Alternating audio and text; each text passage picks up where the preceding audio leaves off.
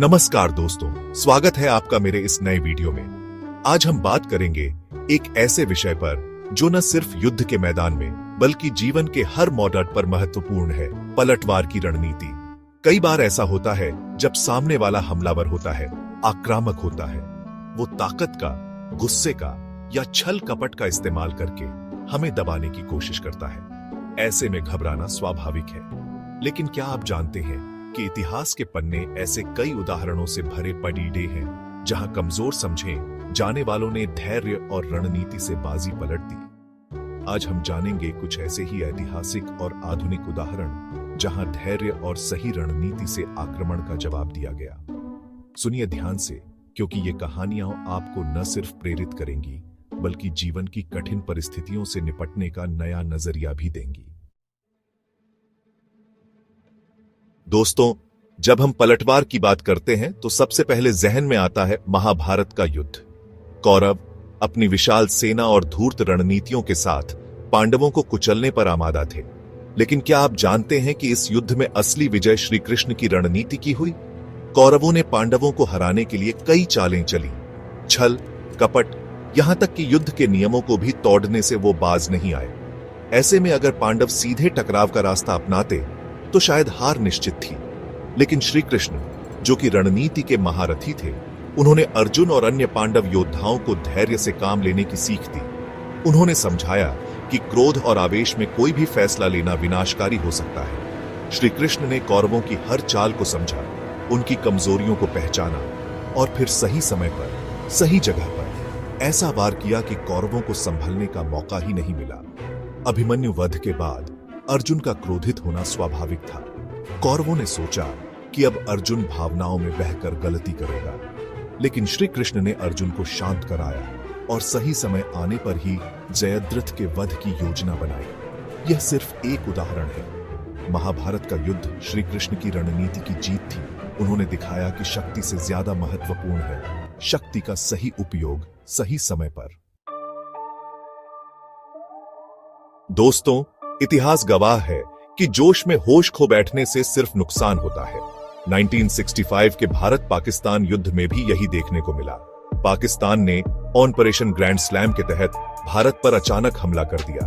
उस समय पाकिस्तानी सेना आधुनिक हथियारों से लैस थी और भारत पर उसकी नजरें कश्मीर पर टिकी थीं। शुरुआती हमलों में पाकिस्तानी सेना को कुछ हद तक कामयाबी भी मिली। ऐसे में अगर भारत भी आवेश में आकर तुरंत पलटवार करता तो शायद नतीजे कुछ और ही होते। लेकिन भारतीय सेना ने धैर्य नहीं खोया। भारतीय सेना ने पहले पाकिस्तानी सेना को आगे बढ़ने दिया, उनकी रणनीति को समझा और फिर जब समय सही लगा, भारतीय सेना ने रणनीतिक रूप से जवाबी हमला किया। यह पलटवार इतना जोरदार था कि पाकिस्तान को भारी नुकसान उठाना पड़ा। भारतीय सेना ने पाकिस्तान के कई महत्वपूर्ण इलाकों पर कब्जा कर लिया और युद्ध का रुख ही बदल दिया। 1965 का युद्ध हमें सिखाता है कि धैर्य और सही रणनीति आवेश और जल्दबाजी पर हमेशा भारी पड़ी दिखाते हैं।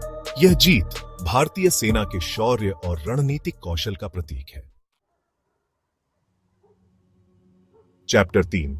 दोस्तों, क्या आप जानते हैं कि पलटवार हमेशा तलवार से ही नहीं बल्कि सिद्धांतों से भी किया जा सकता है? महात्मा गांधी ने हमें यही सिखाया। ब्रिटिश शासन के खिलाफ लड़ाई में गांधी जी ने अहिंसा और सत्याग्रह का रास्ता अपनाया।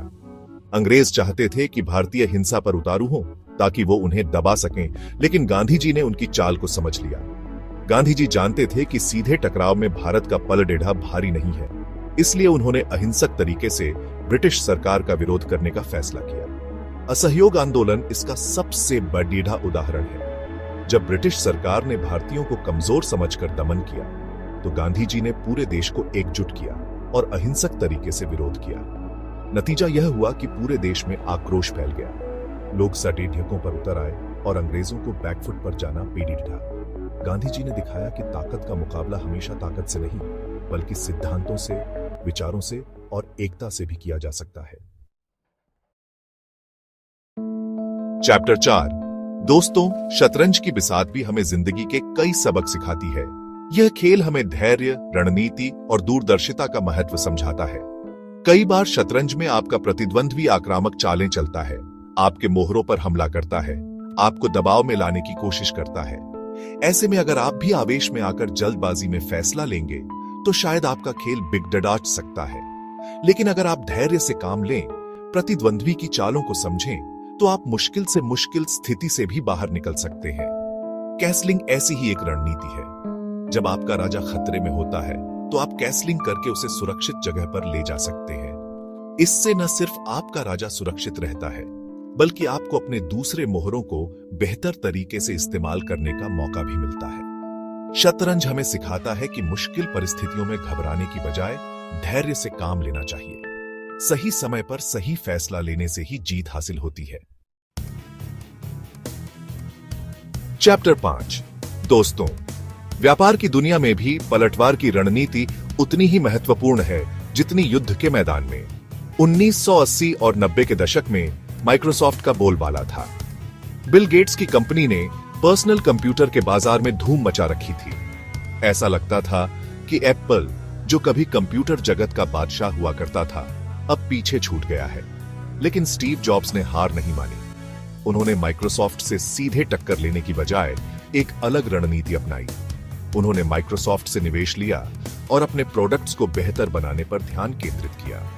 धीरे धीरे एप्पल ने iMac जैसे इनोवेटिव प्रोडक्ट्स लॉन्च किए और लोगों का ध्यान अपनी ओर खींचा। और फिर आया वो समय जब एप्पल ने आईपॉड, आईफोन और मैकबुक जैसे गेम चेंजर प्रोडक्ट्स लॉन्च करके पूरी दुनिया में तहलका मचा दिया। एप्पल का यह कमबैक स्टीव जॉब्स की दूरदर्शिता और रणनीति का नतीजा था। उन्होंने दिखाया कि व्यापार में भी पलटवार करना कितना महत्वपूर्ण है। ओतरो दोस्तों, उम्मीद है कि ये कहानियां आपको प्रेरित करेंगी। हमने देखा कि कैसे धैर्य और रणनीति से बड़ी चुनौती का सामना किया जा सकता है। अगर कोई आप पर आक्रामक रूप से हमला करता है तो तुरंत प्रतिक्रिया देने के बजाय धैर्य रखें, उनकी रणनीति को समझें, उनकी कमजोरियों को पहचानें और फिर सही समय पर पूरी तैयारी के साथ ऐसा पलटवार करें कि सामने वाले को संभलने का मौका ही न मिले। याद रखिए, जीत हमेशा ताकतवर की नहीं, बल्कि समझदार की होती है।